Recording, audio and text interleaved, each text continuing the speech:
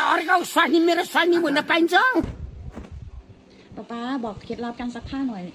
ทำไมผ้าซักแล้วมันหอมไป3-4 วันเลยอ่ะเคล็ดลับนะก็คือว่าอันดับแรกเป็นพื้นฐานอยู่แล้วที่อยากให้ผ้าหอมก็ต้องแช่ผ้าเช็ดน้ำยาดีๆแต่กุญแจสำคัญก็คือว่าเนี่ยเห็นแดดไหมเราตากผ้าแล้วเอาออกไปใส่แดดแล้วทีนี้เราก็กะเวลาพอแห้งปุ๊บให้รีบเก็บมันจะเป็นการล็อกความหอมของผ้าบางทีไม่ได้อยู่แค่4-5 วันนะอยู่แบบถ้าเผื่ออยู่ในตู้เราไม่ได้ออกมาใส่หอมข้ามอาทิตย์เลยก็มีอย่างนั้นแดดอย่างเงี้ยเดี๋ยวรีบตากให้เสร็จแล้วเข็นไปใส่แดด แล้วทำไมป๊าตากในร่ม ก็ตากตรงนี้ให้เสร็จก่อนแล้วค่อยเข็นไปใส่แดดไงจะไปยืนตากแดดทำไม Larga usah ni merasani mana panjang.